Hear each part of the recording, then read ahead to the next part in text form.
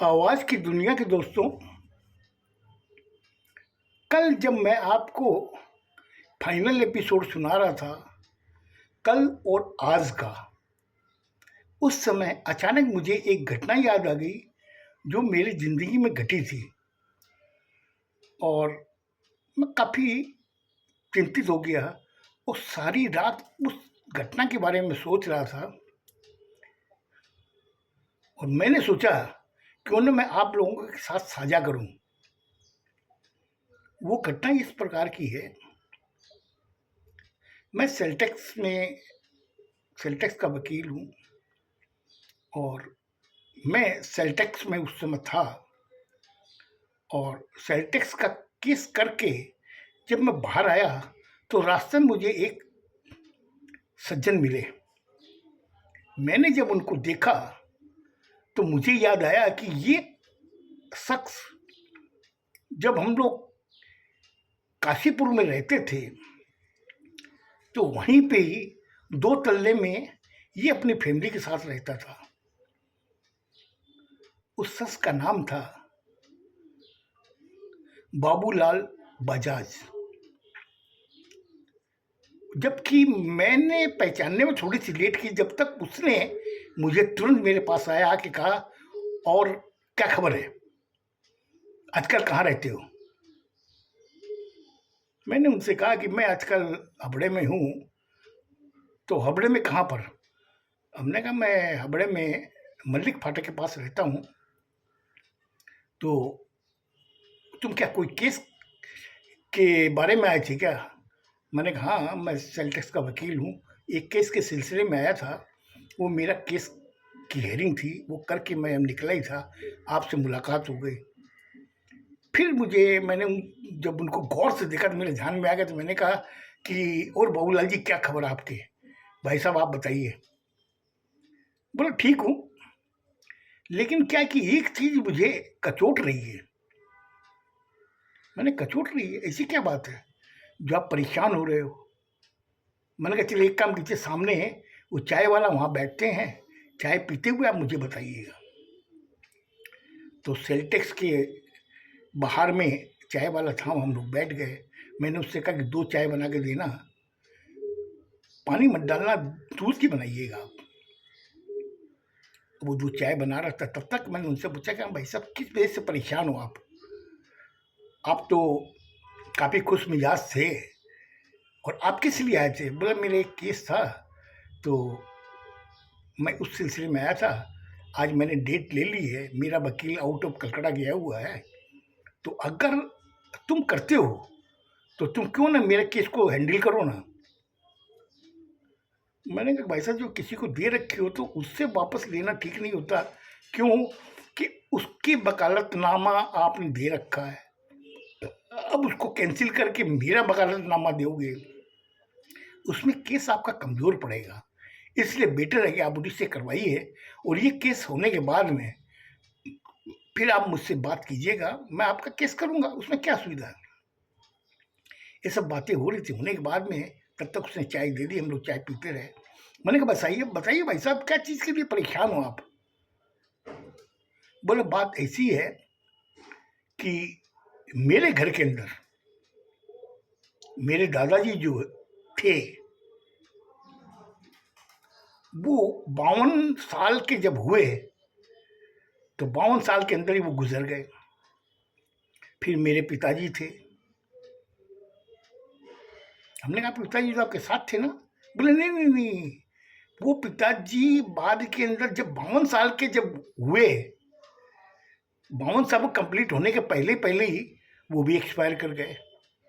तो मुझे एक वहम हो गया कि हमारे घर के अंदर कोई भी आदमी 52 साल से ज़्यादा नहीं जीता है।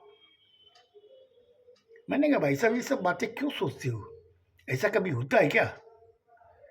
बोले नहीं नहीं तुम नहीं समझ रहे हो कि जब 2 हादसे ऐसे हो चुके हैं तो मुझे डर है कि ऐसा ना हो कि मेरे साथ भी वही हो। हमने कहा भाई साहब आपके घर में बच्चे कितने हैं? बोले 2 बच्चे मेरे हैं और अभी छोटे ही हैं, एक 25 साल का है और एक 18 साल का। हमने चलो बच्चे बड़े हो गए हैं, वो क्या करते हैं? बोले मेरे साथ में बिजनेस में हाथ बटाते हैं। हमने चलो बहुत अच्छी बात है भाई साहब, अब बताइए क्या प्रॉब्लम है। बोले प्रॉब्लम यही है कि मेरा अभी ये 52वां साल चल रहा है, करीब 4 महीने तो गुजर गए और हमने कहा ये साथ में आपके कौन है। बोले मेरे छोटा वाला लड़का है ये। हमने कहा छोटा वाला लड़का। बोले हाँ। हमने कहा कि बहुत सुंदर है आपका लड़का तो।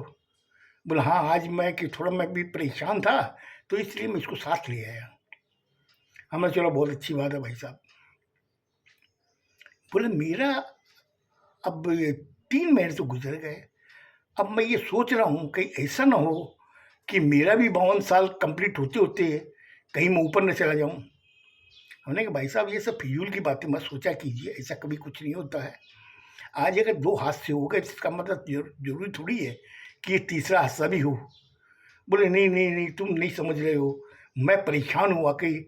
मैं हर घड़ी यही सोचता रहता हूँ कि 3 महीने गुजर गए और कहीं ऐसा ना हो कि मेरे साथ भी कोई हादसा हो। हमने एक चीज़ बताइए, आपके दादाजी कैसे गुजरे। बोले हार्ट अटैक से। हमने कहा आपके पिताजी। बोले वो भी हार्ट अटैक से गुजरे थे। हमने आपके ऐसी कोई प्रॉब्लम है। बोले नहीं नहीं मैं एकदम स्वस्थ हूँ, मेरे कोई प्रॉब्लम नहीं है। हमने कहा भाई साहब सब भूल जाइए, ये सब चीज़ें कुछ नहीं है। इतना कहने के बाद हम लोग की चाय खत्म हो चुकी थी। मैंने उनसे कहा कि मैंने भाई साहब मुझे जाना पड़ेगा मेरी ऑफिस। बोले ऑफिस कहाँ कर रखे हो। मैंने कहा कि मैंने डोलोसी में कर रखी है और ये कार्ड ले लीजिए, जब भी ज़रूरत पड़े मुझे फ़ोन कीजिएगा और आप आ जाइए, अपने बैठ के डिस्कस करेंगे। इतना कह के वहाँ से मैं निकल गया। मैं अपने काम में बिजी हो गया। होने के करीब 4 या 5 महीने ही गुजरे होंगे। मुझे अच्छी तरह ध्यान है कि पूजा के करीब 15 दिन पहले की बात है, मैं एक केस सिलसिले में गया हुआ था सेल टैक्स। तो केस करवा करके जब मैं बाहर निकला तो मैंने देखा उसका छोटा लड़का बदर हुआ। बदर का मतलब होता है कि सर के बाल नहीं थे उसके, पूरे कटे हुए थे। मैंने जब उस लड़के को देखा मैंने कहा नहीं जरा।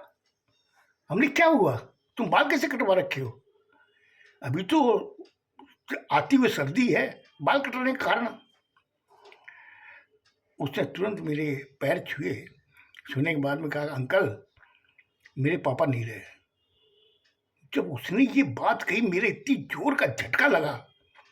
मैंने कहा क्या बोल रहे हो।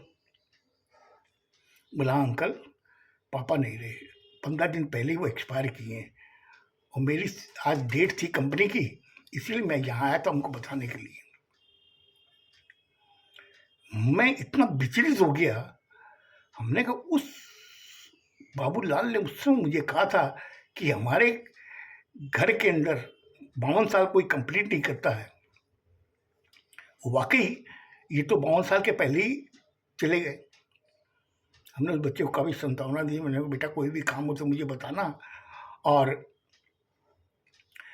तुम बड़े भाई को भी सांत्वना देना, तुम्हारी मम्मी को भी थोड़ी हिम्मत देना। अब जो ईश्वर ने किया उसका तो कोई बात नहीं।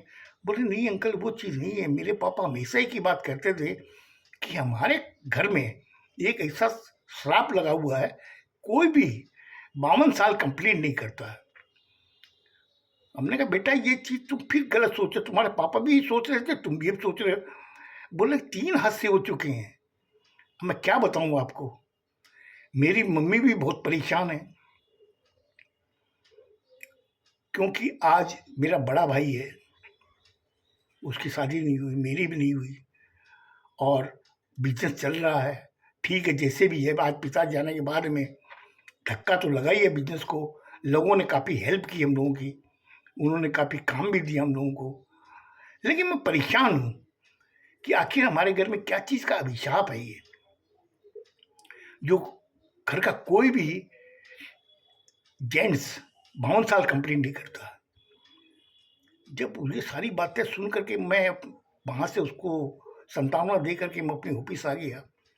आने के बाद में मैं ऑफिस में आके बैठा, लेकिन मेरे दिमाग में वो चीज़ चल रही थी कि आखिर ऐसा क्या है। उसके बाद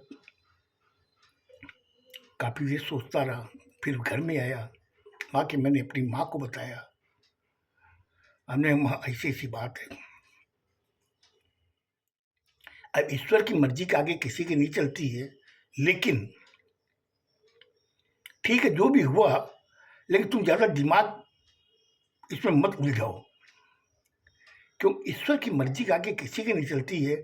हमने कहा माँ मेरे समझ में नहीं आ रही कि उसके घर के 3 प्राणी गए हैं, लेकिन कोई भी 52 साल कंप्लीट नहीं किया, इसलिए मैं थोड़ा परेशान हूँ। बोला कि तुम्हें परेशान होने की ज़रूरत नहीं है, तुम जो हो अपनी जगह हो, उनके घर में अभिशाप है, लेकिन अपने घर में तो ऐसा कुछ नहीं है। आज तुम्हारे जो पापा बैठे हुए हैं, उनकी उम्र तुम्हें मालूम कितनी है? 73 है, तो तुम क्यों परेशान हो रहे हो? मम्मी ने जब ये बात कही माँ ने, तो मुझे बाकी बहुत हिम्मत बढ़ी।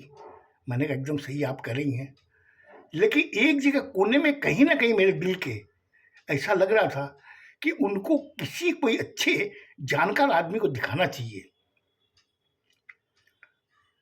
फिर मैंने सोचा कि अभी तो उसका बड़ा भाई है 25 साल का, छोटा वाला 18 साल का, अभी तो इसकी कोई बात ही नहीं है।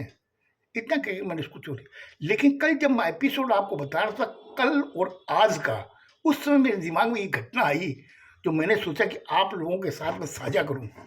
इसीलिए मैंने आपको साझा की कि ऐसा भी होता है, और वो चीज़ अभी भी मेरे समझ में नहीं आ रही है कि आखिर उनके घर में ऐसा क्या अभिशाप था। आप भी सोचिए, अगर आपके समझ में आवे तो मुझे आप जरूर कमेंट्स करके बताइएगा कि ऐसा क्या होता है क्या। खुश रहो, स्वस्थ रहो, धन्यवाद।